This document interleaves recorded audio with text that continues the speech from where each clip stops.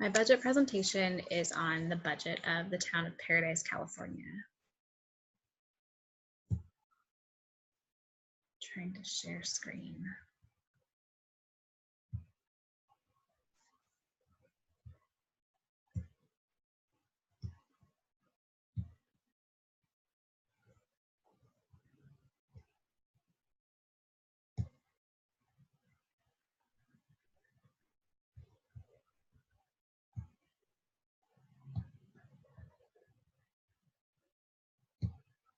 Sorry for the technical difficulties.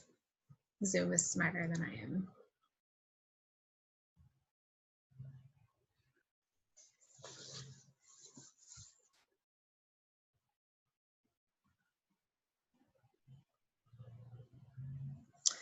Okay, Paradise, California is located in Butte County, 90 miles northeast of Sacramento in the Sierra Nevada foothills. The town is nestled between the Feather River and Butte Creek canyons at an elevation of 1,000 to 2,000 feet, depending on where you are in town. Paradise has a population of 26,218 people, with 25% of those residents being over the age of 65. The town has 15 schools, public, charter, and private, for the 4,500 residents that are under the age of 18 and are school age. The town became incorporated on November 27th, 1979. Paradise was a gold rush town in the 1800s.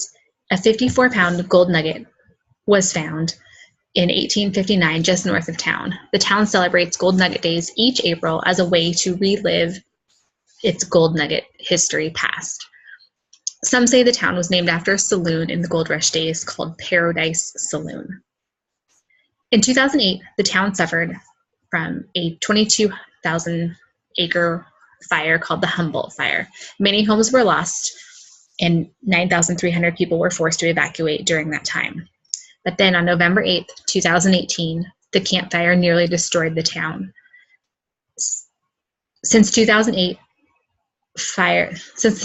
fire, many evacuation plans were put in place, but the devastation caused by the Camp Fire could not be planned or practiced for. The fire burned 153,336 acres, and as of November 24th, 85 people have been confirmed killed during the fire, with hundreds still missing. Nearly all homes and buildings were destroyed and or damaged. 13,672 single-family homes were destroyed. 465 single-family homes were damaged. 518 commercial buildings were destroyed. And 282 multi-residents were destroyed, such as duplexes or apartment buildings. The local economy of the town of Paradise. The median household income is $47,533, and the median property value is $200,900. Healthcare is the largest industry in town, followed by retail and education services. The highest paying employment are utility services such as PG&E for gas and electric and the water district, followed by real estate and insurance. In the town of Paradise, it is not a wealthy town. 67% of the students at the local high school, Paradise High School, qualify for the free lunch program.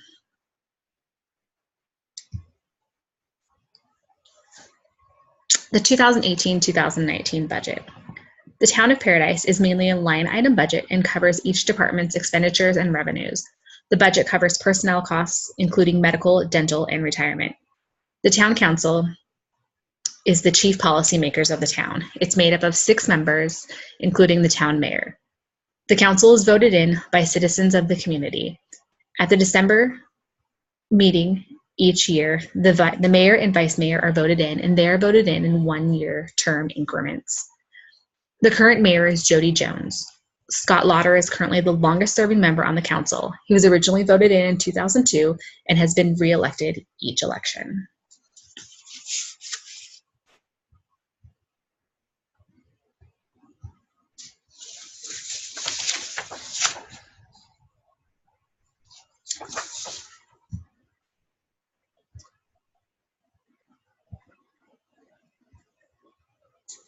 Measure C was voted in 2014 as a 0.5% use tax that goes towards public safety and roads projects, and this is a 6-year tax.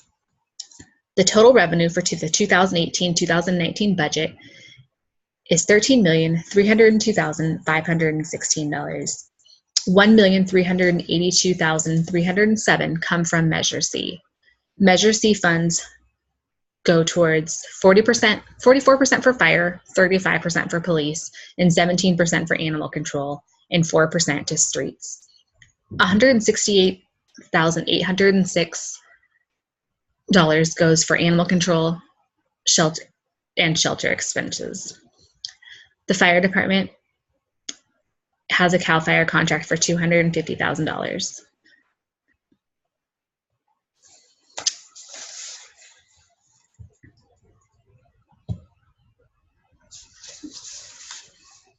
You can see that in this graph here where everything goes.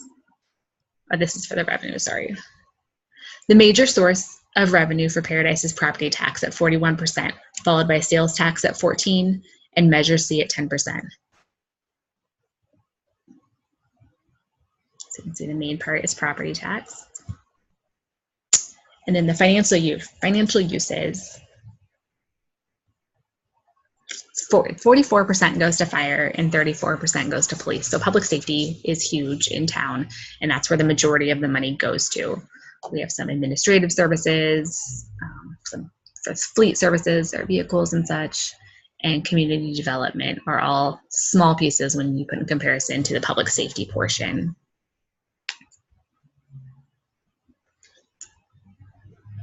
There's a large capital improvement plan for the town, and that's where part of the Measure C funds go to. And my computer has frozen. Bear with me here.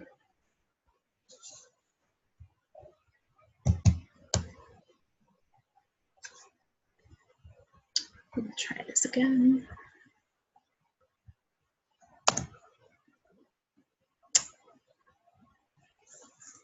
Okay. So this goes back to the Measure C portion that was discussed earlier. Sorry about the date and everything showing up. I don't know what's going on with my computer, but it's making me mad.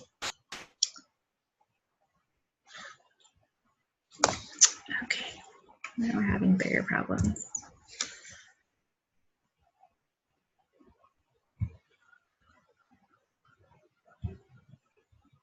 I found my project would not work on my Chromebook, so I'm kind of going with my laptop that I don't ever use. So I apologize for this inconvenience.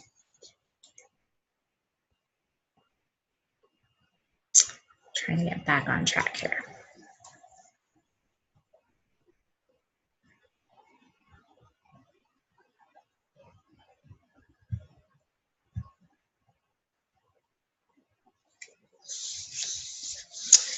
All right, so the capital improvement plan summary is a total of $4,114,439, and it goes for several different road projects in town, as many of the roads in town are not great. The picture that's showing in this slide right here is a road in front of one of the 2 major elementary schools, and you can see there's no sidewalks. Part of Measure C is for the Safe Roads to School project, and that will add sidewalks and bike lanes to make it safer to get to and from Ponderosa Elementary School. When I was a child in the 1980s, I would walk to and from school each day. The roads were narrow, there were no sidewalks. Many kids got hit by cars. There was always the fear that you would get hit. So many of us found alternate routes to school, which entailed hopping people's fences, trespassing on other people's properties, crawling through bushes just to get to school. But it was safer than trying to get through on these roads, where, as you can see, there's cars everywhere, and it was a madhouse. I'm going to now attempt to show you part of the budget in town. They go into what each position is and what part of the budget they fall into. They've got all the salary plans. This budget is not an award-winning budget. Many of the budgets that we've seen in our other presentations look much better than this, but this budget gets them through. The town, for many years, was in dire straits and had to do many, many cuts. But over the last few years, they have done a much better job. Measure C is a big part of that. And until the fire, the town was doing a much better position. They weren't cutting positions. They were able to add positions. So this part of the budget just kind of goes over what they're paying their criminal records technician, their public safety dispatchers, etc. It's a 389-page budget. They do a really good job in their executive summary and their budget presentation. But this part, some of the other budgets we saw how it broke down into each department, and it was a little easier to read and look at. But this one's not terrible. This one is decent. So it just kind of goes over where everything is at. Talks about with the Measure C, where their funds are with it and without it. And even though it's a 0.5%, it really, really helps the community, especially with their public safety. I'm going to try and leave this screen. It's maybe a little difficult.